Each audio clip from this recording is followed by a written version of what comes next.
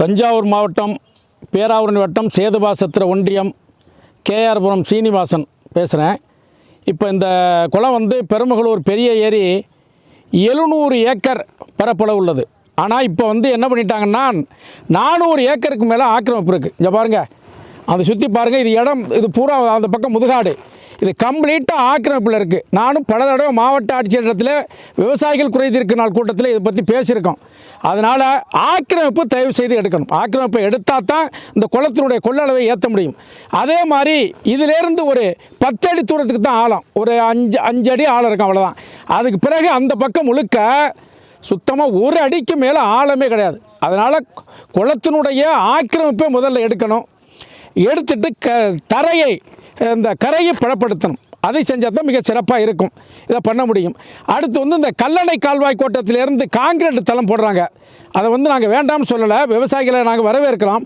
இருந்தாலும் அதில் ஒரு மாற்றம் செய்ய வேண்டும். என்னன்னு கேட்டால், அந்த கரையினுடைய பகுதியை மட்டும் காங்கிரீட் போடலாம். கீழே உள்ள தரைத்தளத்தை நீங்கள் காங்கிரீட் போட்டிங்கன்னா நிலத்தடி நீர் நிச்சயமாக கம்ப்ளீட்டாக போகவே போகாது. போன தடவையெல்லாம் மிகப்பெரிய ஆபத்து ஏற்பட்டுச்சு. நிலத்தடி நீரே இல்லாமல் போர் வச்சுருக்கிறவங்க மிகப்பெரிய கஷ்டப்பட்டாங்க.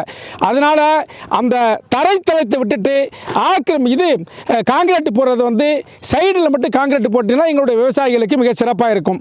இந்த பெருமகளூர் பெரிய ஏரியா வடக்கு வாத்தலை தெற்கு வாத்தலை 2 வாத்தலையிலும் தான் இங்கே தண்ணி வந்துக்கிட்டு இருக்குது. அதுலேயும் ஆக்கிரமிப்பு இருக்குது. அந்த ஆக்கிரமிப்பை எடுத்தீங்கன்னா தான் அங்கே தண்ணியெல்லாம் வந்து சேரும். ஆக்கிரமிப்பு நிறையா இருக்குது. நீங்கள் வந்து பார்த்தீங்கன்னாவே தெரியும். இதையும் மாவட்ட ஆட்சியர்கிட்ட நாங்கள் சொல்லியிருக்கிறோம். அடுத்தபடியாக ஆறு வருது, அம்மணி சத்திரத்திலேருந்து ஆறு வருது. அந்த ஆறுக்கு ரொம்ப குறுக்கி கொண்டு வந்துட்டாங்க. ரொம்ப சின்னமாக இருக்குது. அதுலேயும் ஆக்கிரமிப்பு இருக்குது. அதையும் எடுத்து ஆக கடைசி தஞ்சை மாவட்டத்திலேயே அந்த கல்லணை கால்வாய் தண்ணி வருகிற இடத்துல ஆக கடைசியில் நாங்கள் இருக்கிறோம். அதனால் எங்களுக்கு இதை கண்டிப்பாக செஞ்சு கொடுக்கணும். இதை போலவே மற்ற குளங்களிலும் ஆக்கிரமிப்பு. கேஆர்புரம் செட்டிக்குளம் ஏரி 70 ஏக்கர், அதில் வந்து 25 ஏக்கர் ஆக்கிரமிப்பு இருக்குது. இது பெருமகளூர் பெரிய ஏரியில் 700 ஏக்கர் 400 ஏக்கர் ஆக்கிரமிப்பு இருக்குது. அதே மாதிரி வெள்ளலாங்காடு 200 ஏக்கர் 100 ஏக்கர் ஆக்கிரமிப்பு இருக்குது. அதே போல் வளையன்மயிலில் ஆக்கிரமிப்பு இருக்குது.